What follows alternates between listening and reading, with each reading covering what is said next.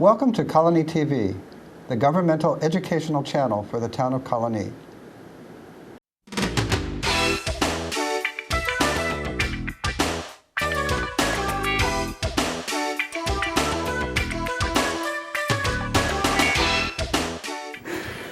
Hello and welcome to The Money Factor. I'm Richard Naylor, your host. Our topic today is making the transition from college to the workplace. And my guest is Dr. Tom from Careers in Transition. I want to welcome you, Dr. Tom. Thank you for having me. Can I call you Tom? You can call me Dr. Tom. You can call me Dr. Denham. You can call me whatever you'd like. But I'm glad you're here. It's good to be here. It's good to be back. I think we got a good topic today, and I think it's going to be informative and helpful. So we're going to be talking about when a college student graduates, they've lived in their college environment. And we're generally talking about younger people, not the person who has been working for 20 years, went back to college. And now this person who has a college experience is going out into the work world. We're trying to get them prepared, right? So what is the most important part of this transition? Or where should we start with when you were talking to somebody like that? We're going to talk about a lot of things today, but I want people to realize the two most important things are internships and networking. So if people don't remember a lot of the things that we talk about on the show, that's what I would like them to take away from, is that college students need internships and they need to network. And we can talk about strategies, certainly from that. So that involves, I guess, both of them, some skills in social interaction. Absolutely. You know, I think that going from college to career is such a major transition, and we really don't teach college students what that's going to be like.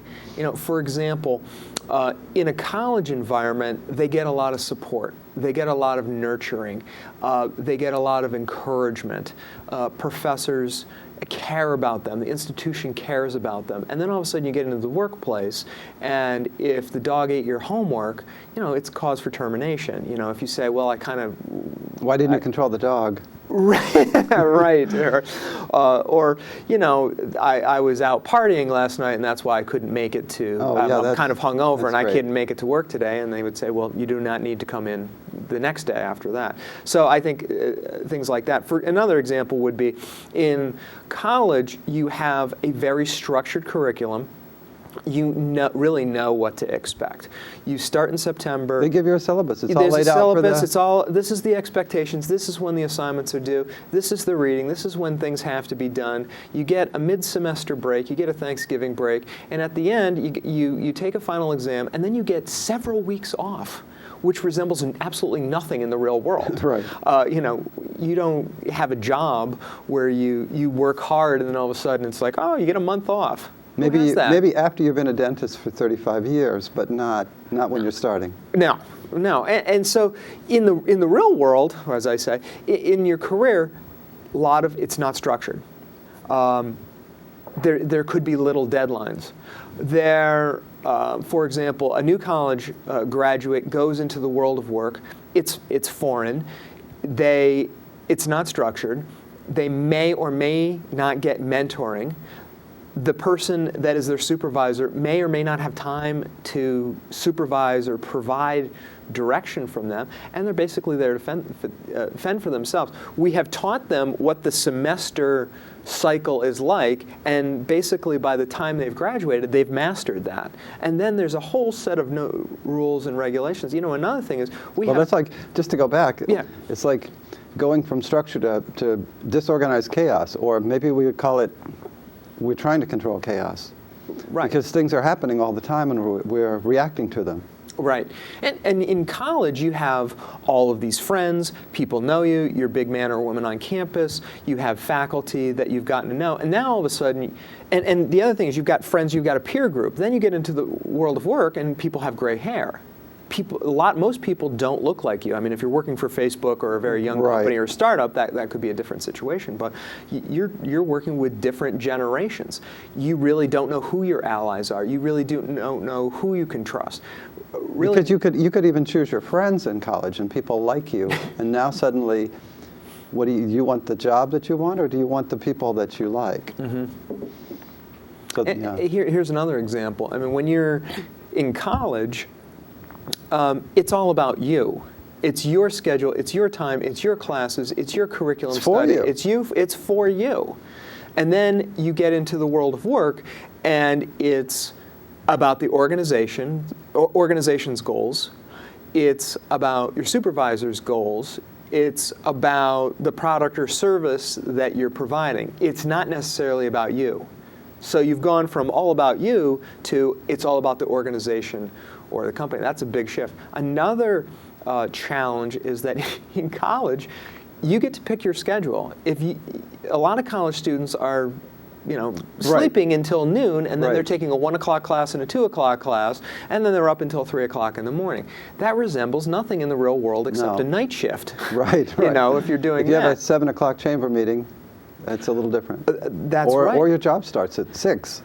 I mean, I get to work fairly early in the morning. I've gone to chamber events that are 7 o'clock in the morning. You walk in the room and there's 25 people. Right.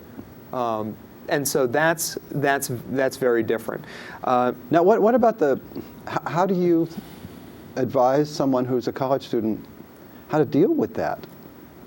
Internships. Right, but I mean, they're so self-focused, and now, even if they realize that, and they've been dealing with parents, and they've been trying to please people, so it's not that they're completely naive about who they're trying to please. Obviously, the teacher has to be pleased. Right. But how do you advise them to change, and maybe analyze them? Parents are going to look at their child and maybe think, now, that feature of what he's been doing is not going to work well in the workplace. So how do you advise them to change? And this is why, again, internships, because the internship is the bridge between the classroom and the career. You're going to go to an internship, could be for a whole semester, could be for 2 semesters, could be for a whole year, including the summer. This is your opportunity to really mess up. Okay. Before, when you're in your career or in your job, you don't have a lot of opportunity to make mistakes. So, this is the institution's opportunity and the student's opportunity to teach them what the world of work is going to be like, what the expectations are. When you're in college, if you show up late to class, you don't get demerits 9 times out of 10. Nobody really cares. So there's that going to class late mindset. And so then they take that mindset and they go to work and they're late, their first 3 days.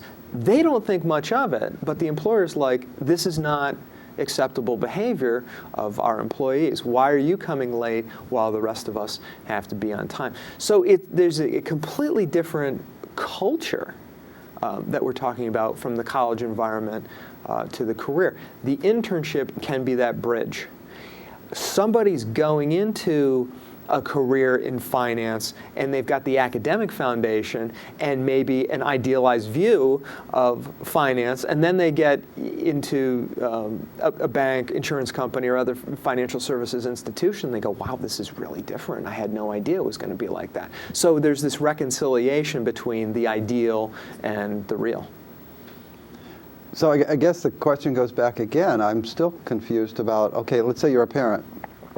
Do you sit the person down and talk to them? I guess it depends on the personality of the child, too. Okay, so I have a daughter who's a teenager. We've already had preliminary discussions about what college is going to be like, what's expected in college, the importance of internships, the value of a major, how to pick a major. And some people would say, well, maybe that's a little premature. It's never too early to talk about those things and at least start planting the seed. Well, if you want to be in science or something like that, where everything builds, and it really does matter what courses you take. Yeah, I think you need to know that. As a parent, I have a teenager, and of course, at her age, she wants to be a dolphin trainer. why couldn't? I don't know what skills that requires. Well, it's sort of an idealized view. Of course, a dolphin trainer, but she doesn't want to actually feed the dolphins or take care of the dolphins or clean the dolphin tank. She just wants to be the dolphin trainer, which is like the cream of the crop. So what I've tried to do is exposure, and that's what parents can do.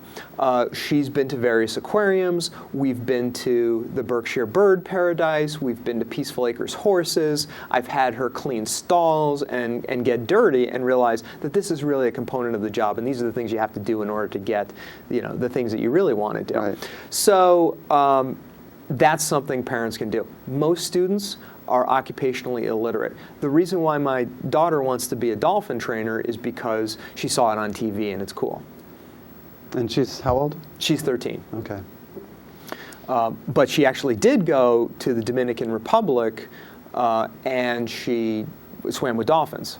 And so that's the fun part. That was the fun part. Now, what I would like to have had her there is for several weeks, feeding and cutting fish up that you actually feed the dolphins and really getting your hands dirty. Right, and I would imagine when the dolphin is a freshman in dolphin school, they're not jumping up for food yet. So there's a lot of tedious work in order to train this dolphin to get to where he's performing at that level. Right, and you're absolutely right. I mean, it's like you're a dolphin trainer. They don't come to you trained and then you get right. to play with them. Right. That's the hard part. And but to expose her to these things is one piece, doing reading and research, and then talking to people who are dolphin trainers. That's really the three components: reading and research, talking to people, networking, and then doing the experiential education. Most parents don't know that that's what their son or daughter needs to do. And their son or daughter doesn't know that that's what they need to do. They don't know that there's a process. Just the way you're talking about it has changed the context for the student or the child, because you're putting it in a whole different context that they probably haven't even thought about. No, they haven't thought about this. Long-term planning for students is tomorrow. Right. Okay. When I was the director of the Siena College Career Center, I would have students say, I just need to get through this test. I just need to get through this test. And then you know what happens after another test? That test, another test. And then you have another paper. And then all of a sudden, then you get to December of the semester or May or whatever. And these students, I remember what it was like a student. I was so brain dead. I went home and I slept for 2 weeks. I was just so tired and mentally exhausted from it. And then they don't really have time to think about this. And then that's the hard part, is they've got to carve time out to do internships, do the networking, build their LinkedIn profile, and get more focused, because the bank of mom and dad is going to close, and you don't want to be beginning your career when you graduate. You want to begin your career while you're a student, so you can mess up, make mistakes. So you're suggesting that the internship would start before you graduate? Oh, gosh, yes. Okay. I mean, because once you graduate, the parents are saying, I thought I was done paying for this. Right. I mean, if you don't have an internship or multiple internships by the time you graduate, there's a high probability that you're going to be saying, would you like fries with that? And this is what we're trying to prevent. My daughter, she will have internships while she's in high school. She will have a resume. So when she goes into that freshman year, she's going to be way ahead of people. Hopefully she'll have kept her grades up. Internship freshman year, internship sophomore year, 1 or 2 internships junior year, 2 internships during the semester in the senior year. You couple that with a good GPA and some campus leadership things, and you're looking pretty good. You're looking pretty good, because you know what? Some kid from Harvard is doing the same thing, or they're doing somebody else at a better school with a higher GPA, with better leadership and better internships. You're trying to compete with that person. Right. And so the question is, what do you have control over and what don't you have control over? And the tragedy is that in the college environment, people sleep or party for 4 years, and then they wake up, and they've gotten back from their spring break in Cancun, they've got a couple weeks left, and all their peers have 4 internships. You can't cram 4 internships in the last semester. They're just time intensive. Now, there are a lot of different kinds of jobs. So there's probably a little bit of difference in advice for people and how they should approach the situation. They're technical schools. Mm-hmm. And I guess, would the problem there be that people don't think about internships because this is different, or is the problem more severe if you're a philosophy major or a science major? Well, here's my experience at Siena. We have a school of social work. They're required to do field placements. So that's built into the curriculum. Okay. That's a requirement for that major. In the School of Business, there is a senior year business internship program that I was heavily involved with. That you could take a 4-credit internship in the fall and in the spring. So that you got credit for that. Many times with a major, you're not getting credit for it, so there's a disincentive to do that kind of thing.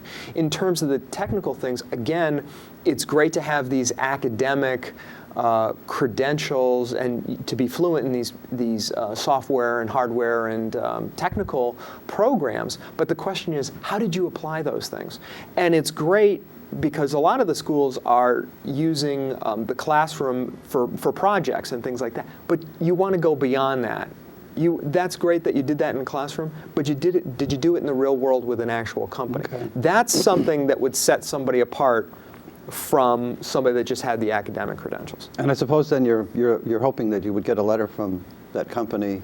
You would get a letter from that company. And many companies are using their internship programs as a hiring tool. They're hiring the interns. They get to try them out. They get to test drive them. The student gets to know the company. It's a much better system than going on 1 or 2 dates and then deciding to get married. Now, because this is so important, the internship, how do people judge that they're not being taken advantage of? What do you look for in an intern position?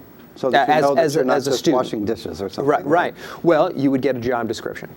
That's one thing. Look at the job description. If they can't provide a job description, it could be a sign that they really don't have their act together, that they're just looking for slave labor. Mm-hmm. Look carefully at the job description. Sit down with your campus career counselor and really understand what are the core components. How much time out of my internship am I going to be filing and photocopying? Mm-hmm. A lot of internships you're filing and photocopying. I get that. I've done my fair share of that.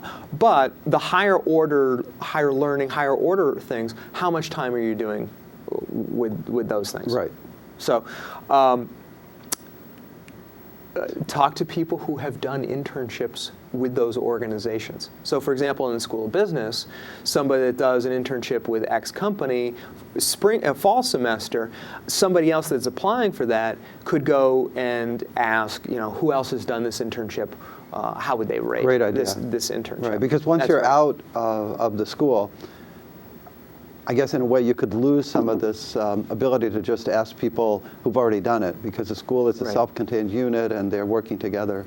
Now, here's the interesting thing about internships. A lot of times people hold themselves back and they're focusing on the weaknesses or the negatives. They're not looking at the positives. So they're like, I don't know if I should really do this. Any internship is better than no internship. So it's about risk-taking. Take the risk, do the internship. I've had students say to me, oh, that internship was terrible. And I would say, that's great. And they'd look at me like, no, it wasn't. And I would say, no, the real question is, what did you learn from that? You learned that that's not your career field that you want to go into. Mm-hmm. You learned that what you really want in a supervisor. You learned what you want in a corporate culture. That is worth a lot of money to do that. So it's really reprogramming and framing it for students that a bad internship is not a bad thing. I don't know if this is good advice, but it came from my gym practice, and sometimes the exercises that are most painful, and I'm not talking about doing them wrong, I'm talking about they hurt, they're uncomfortable, you're not feeling like this is right, is really exactly what you need.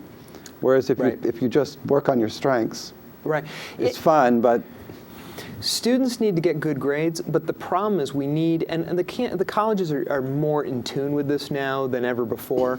I think by and large, the colleges get this. But students think sometimes that success is a high GPA. And that's not the best correlation for success, and it's not the best formula for success. The best formula is good grades, plus the internship, plus campus leadership, opportunities and experience. That's the combination that companies are looking for. They're Okay. looking for the person with the well-rounded skills, communication skills, leadership, problem solving, teamwork. When you have 3 or 4 internships, that's validation that you could start something, complete it, and you're able to get along with these people. Sounds good. Otherwise, you're just going to class and getting good grades. Let's move on now to specific advice as to more psychological, social kind of problems that people get into. You described the school as very different from the job. So what kind of mistakes do people make, other than being late? That's kind of a big sin, but... People make mistakes on the basics. Showing up late to an internship interview, not good. Canceling an internship interview, making excuses for that. There is a lot to be said for about being on time. If you are successful in the small things, you can be successful in the big things. They're not going to give you the big sexy project unless they know that you can handle the filing and photocopying first. That Okay. it's very much a progression that they start there. Now, some people actually get jobs right out of college. It's tougher today, and It's very challenging today. and now once maybe they've done their internship, and they've taken their classes, and now they have their degree, and they get a job. Now they go into a new environment where, yes, they know they're on their own. This is something they've been thinking about for a long time. What's it going to be like? How is it different? I'm going to have my own place. I'm going to have money of my own. I'm going to have to make decisions. But now they're in this workplace, and people have expectations of them that they may not know about. There may be rumor mills. There may be the shadow groupings of who's really in charge, in addition to the organizational structure. How do you advise people going into a workplace of get prepared, this is a new world? There's a couple things. One, you can read my article called The 4th Stage of Career Development, Career Management. How do they find it? There's this new thing on the internet called Google. And Good you idea. just Google the 4th stage of career development, career management. There's 2 parts to it. There are 3 stages of career development, which I focus on, which are self-assessment, career exploration, and then action plan. Self-assessment, career exploration, action plan. The action plan is either doing a job search, going back to school, or starting a business. But once you've finished the job search and you've landed a job, you've done the resume, cover letter, interview skills, salary negotiation, what next after that? And so this article goes over the many things that you can do to basically stay in shape, have peak performance. The other thing is there's a great book called The Quarter Life Crisis, The Unique Challenges That You Experience in Your 20s. And that, I think, helps educate students about what it's really going to be like out there. I mean, when you are in college, you have a lot of flexibility with your time and your schedule. You wake up in the morning and you really don't want to go to class, you just don't go to class. Maybe they take attendance, maybe they don't. Maybe they call you at your dorm room and say, where are you? 9 times out of 10, they don't. You set your schedule for a 1 o'clock class and a 2:30 class in the afternoon. You want to go to it, you don't want to go to it, that's fine. That doesn't resemble anything in the real world. When you are in the real world, you don't have a lot of flexibility. You're there 9 to 5, 8 to 6, 8 to 8, and you're kind of locked in. Many jobs, you got to go to the place of employment. You just can't say, I think I'll just work from home today. There are some opportunities like that, but certainly not a lot. In college, there are right answers. Like, you take a test, here are the right answers. In the world of business and work, there are few answers. There's certainly a lot more gray. In college, it's an individual effort. I get these grades based on how well I do and how well I perform, although I will say many colleges are going to classes, especially in schools of business, where it's team-oriented. But when you get into the real world, it's a team effort. How do they balance? What I've learned is a really important part of being a worker in any field, and that is creativity and problem solving. And I had always assumed that, well, if you're going to be an architect, obviously you have to create a plan, and you're going to run into all kinds of problems to solve. But I didn't think about it in terms of, if you want to be an electrician or a plumber, or almost anything, you're going to run into problems that you need to solve, and things won't work the way they're drawn up. So this person who came in and did a program at the library was talking about, even though they run a plumbing business, what they really need in people who come in addition to being good workers, showing up on time, caring about the quality of the work, is creativity. But how do you balance that as a new person with showing people up, knowing your place? You come into this group of people, maybe there's a small, but maybe it's bigger, all the social dynamics. Did I talk about internships? You did. Okay, so for example, okay, so you've done it. So 200 years ago, if you wanted to be a blacksmith, you didn't go to Harvard and study blacksmith. You were an apprentice. You learned from a master. Maybe you did that for many years. In that, you really got to know everything about. That was all problem solving. Right. You know, somebody comes in and they want a horseshoe, that's one thing, but then they want you to make this other thing, and perhaps you've never either made it before. You got to really think about that. And that's why being an apprentice or doing an internship is so helpful. Again, in the college environment, things are structured, things are laid out, but then you get into the world of work, and you're on your own. You have to figure it out. There is no textbook. But now with the advent of technology, we can go to Google and ask lots of questions. I mean, if somebody said, I don't know how we're going to finance this venture, you go to Google and say, how do you finance startup ventures? And there'll be, 3,000 articles on that. I still want to probe into the psychological part. How many times have you interviewed someone and they say things like, this is what I need, or this is what I like? In other words, they reflect as if I care, which I do on some level, what they want. This is what I'm looking for something. Yes, this is what a mock interview is helpful for.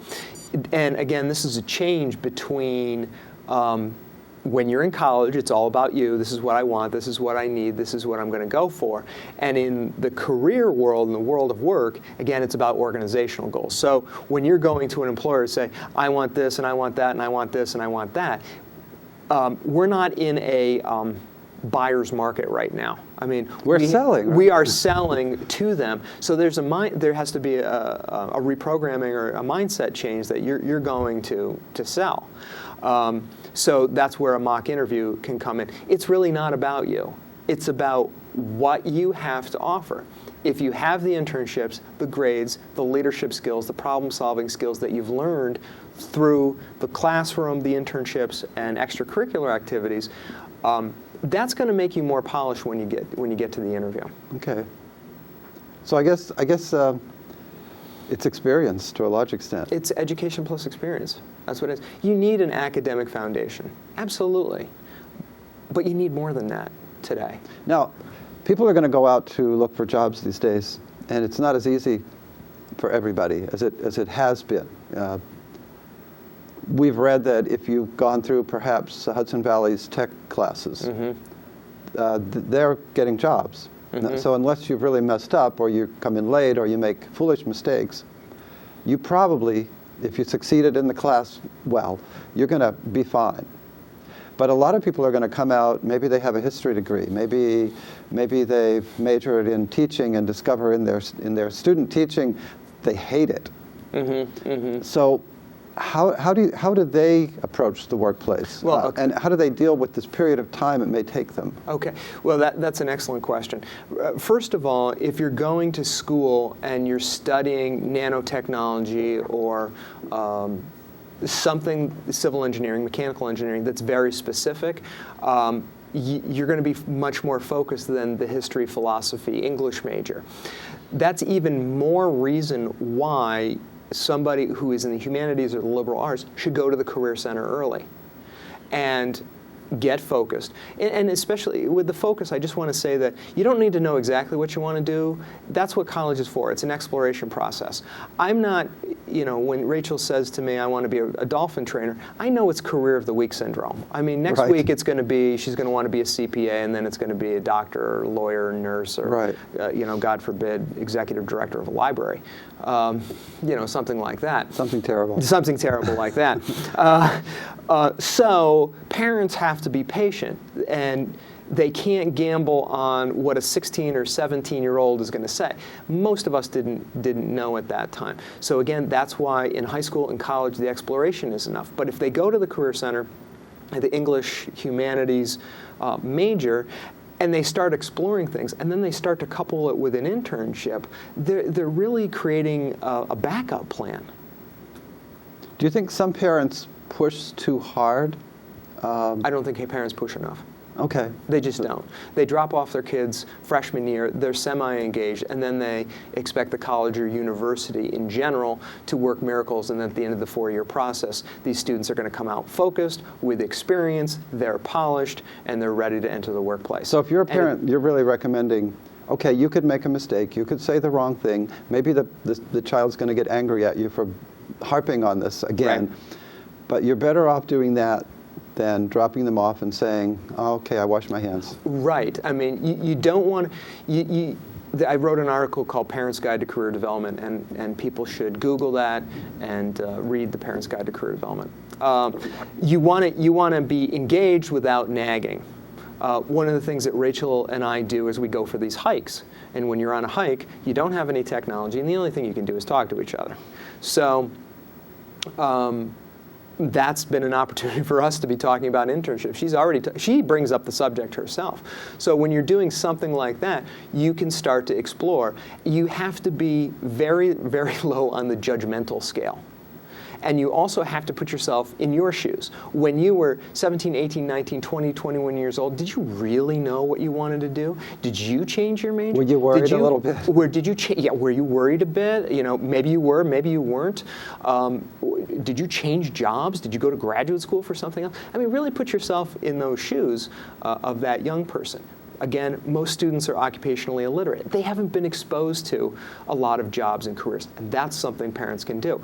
You know, take them down to a TV studio, take them to the library, take them to the Chamber of Commerce, take them to Global Foundries, take them around and expose them to these types of things. That seems to show a nice balance between telling them, look, we have 14 generations of barristers in our family. Mm-hmm. I'm not going to allow you not to be a lawyer. And just letting them go. So you're really kind of pushing them out there and see where they perform the best. Right. I mean, at the very least, a parent could say, I'll get off your back. I will stay disengaged if you do me one favor. I want you to go to the Career Center twice a semester. If you do that, I won't even ask any questions. Let the people at the Career Center who are objective, who are not related to these people, do that. So in some cases that might work. Yeah, in many cases. As long as the student really goes. And the student goes. I know that I will try to be an outstanding career counselor to Rachel, but there might come a point where she doesn't want to listen to Dad because Dad doesn't know anything. And that would be very appropriate for Rachel to have a career counselor who could tell her things that I've already been telling her. Okay. And that's one of the benefits of a college career center, and you're paying for it too. So might as well take advantage of it. And again, a college career center, they're subject matter experts. Most parents, they have no idea how to teach their kids about career development. And even if they've had 4 or 5 kids, they haven't had 300, 3,000, 5,000, 10,000. Right. I mean, I've been practicing for 22 years now. I've had students at Harvard, Boston University, Union, Siena, and Skidmore colleges. So you develop a level of expertise. I am a subject matter in career development, but you know what, I don't pull my own teeth. I get my teeth cleaned. I go to a dentist for that kind of thing. Yeah. I don't do my own taxes. I hire a CPA. And parents should just feel like they can reach out to the college and say, I just would like my son to go to the career center and let the colleges take care of that. Right, right. Sounds like good advice. Was it a fascinating show again? Well, it's really so. an important question if you are that student or you're that parent and you're thinking, is there something I can do to make that life better? Well, the student needs to take full ownership. The parents can't want it more than students. I mean, this is the transition from adolescence into adulthood. But the parents can be coaches. Ultimately, it's the student's life, it's the student's choices. But we can also teach them that there are consequences to not doing internships and that we have been down this road before. And I assume, like many things in life, most people kind of know when they're messing up Most people kind of know that it would be better if they study than if they go out to the bar tonight, even though there's a test on Monday. But the parent can say and relate to the good part of the child that understands and hook into that part. Right. I mean, if a parent had somebody that did 4 internships, they're a recent college graduate, get that person to talk to the student because they're more like a peer. What you don't want to do is say, you know, if you don't have these 4 internships when you graduate, you're going to be a failure because they may not listen to it or they know it's good for them. It's like eating broccoli or something like that. You know that fruits and vegetables, you're supposed to eat more of those kinds of things. But the ice cream was in the fridge. Yeah, exactly. And so you don't do these internships and you know you should, and then you graduate, and then it's too late, and you go, oh, I was supposed to do that, wasn't I? Yes, there were consequences. But now it's the time not to preach. Now it's the time to take it. I guess what you're saying, this is the situation we have right now. Where can we go with it? Right. Ask them to get their resume together. Go to the Career Center and get your resume together. Mm-hmm. Let's have a conversation. How can I help you? How can I expose you to my network? How can I, invite you over to a Chamber of Commerce function? Takes a village. Get other people involved in the process. Sounds good. Thank you. Thank you for having me. Great. And I want to thank you for watching. I hope you enjoyed the show, that you tune in again next time, and that you have a great week. Take care.